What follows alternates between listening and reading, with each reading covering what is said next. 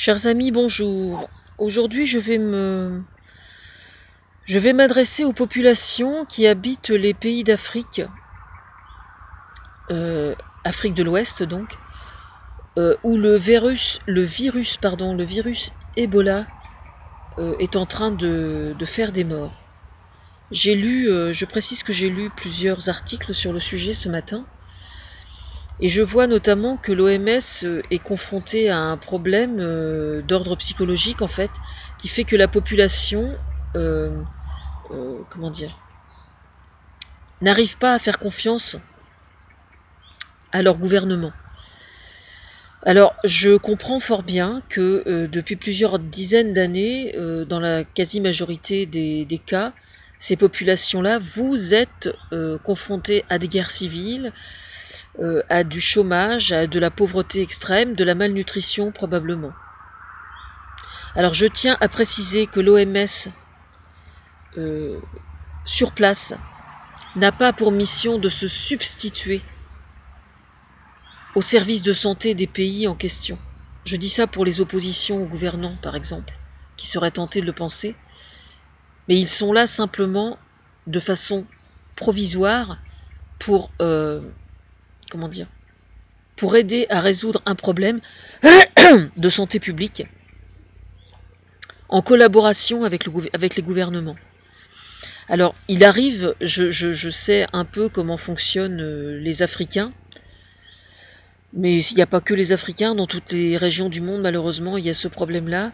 Souvent, quand il y a des virus qui traînent, et à plus forte raison, quand on n'arrive pas à les juguler, il y a beaucoup de gens qui s'en remettent à des croyances occultes, qui s'en remettent à Dieu, qui s'en remettent à Allah, si ce sont des musulmans, enfin bref. Il s'agit du même Dieu, déjà pour commencer. Simplement, on lui donne pas le même nom. Mais il faut bien comprendre que l'histoire de la punition divine, c'est quelque chose qui ne tient pas la route, quoi. Moi, je pense que le virus, décidément, j'ai du mal à le dire, le virus Ebola, ça n'est que la conséquence, justement, des guerres et des souffrances qui ont été accumulées depuis autant de temps. Mais il faut savoir que vous, individuellement, vous avez la possibilité de vous mettre en situation pour diminuer les chances d'être atteint et donc aider les services compétents à juguler cette épidémie. En quoi faisant? Si jamais vous présentez le moindre symptôme qui puisse vous laisser penser que vous êtes malade, consultez un médecin. Consultez. Si vous avez quelqu'un autour de vous qui est malade, dites-lui de consulter. C'est extrêmement important. Si jamais il ne veut pas, eh bien, parlez-en autour de vous et emmenez-le de façon autoritaire. Il ne faut pas choisir.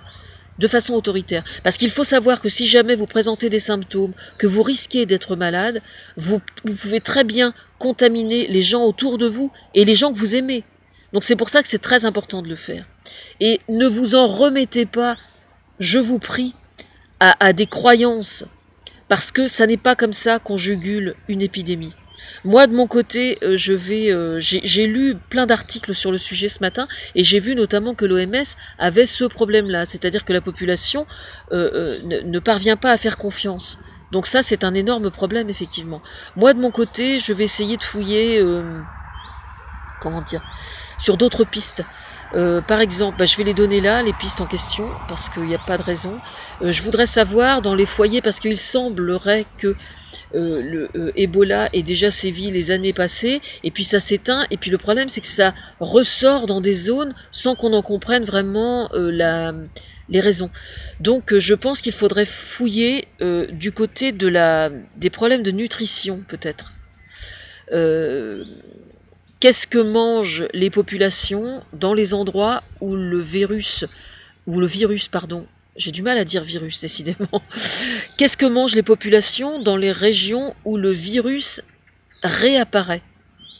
Ou plutôt, qu'est-ce qu'ils ne mangent pas? Quelles sont les carences? Il y a peut-être des carences alimentaires qui peuvent expliquer quelque chose. Je voudrais savoir d'autre part quelles sont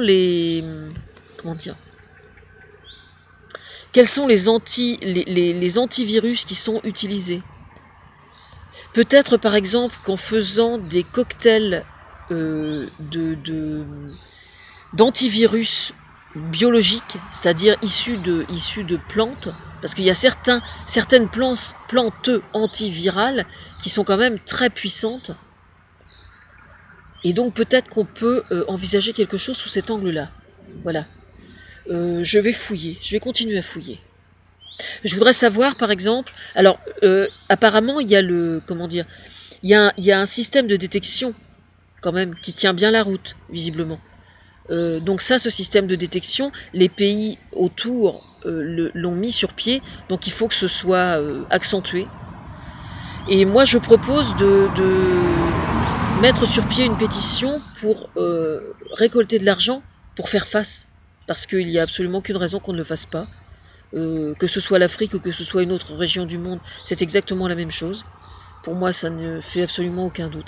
Je voudrais savoir aussi, notamment au niveau des cadavres, quand les gens contaminés meurent et qu'ils sont enterrés, je voudrais savoir si le corps, une fois mort, est enterré à même le sol. Est-ce qu'il est enterré dans un cercueil? Et est-ce que le cadavre risque de contaminer le sol et donc de contaminer éventuellement des personnes qui vivent à proximité des cimetières, par exemple. Parce que ça s'est déjà vu, ça. Hein.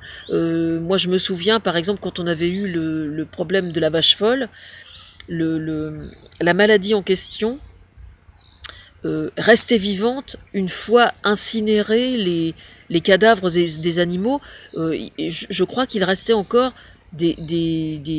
comment dire, il restait encore des germes qui étaient vivants et qui, sous certaines conditions, pouvaient donc se développer à nouveau. Donc, je pense en fait que n'importe quel germe de maladie ne peut jamais être exterminé à 100%. Simplement, il y a probablement des précautions à prendre qui peuvent limiter le fait qu'il se développe. Voilà pourquoi c'est important. Donc je pense qu'au niveau nutritionnel, il faut voir s'il y a des carences alimentaires importantes dans les populations, et si oui, lesquelles, et voir comment on peut contrecarrer ça, quoi. Voilà. Moi, j'essaie de fouiller sur Internet.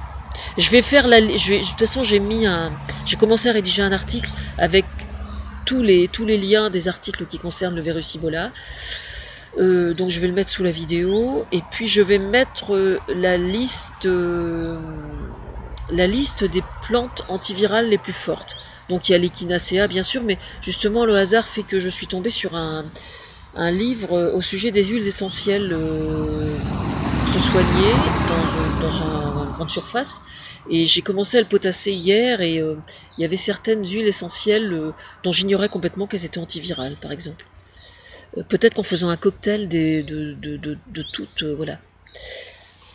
Donc, au sujet des cadavres, oui, j'aimerais bien que ce soit... j'aimerais bien être sûre que tout se passe bien. Voilà, merci.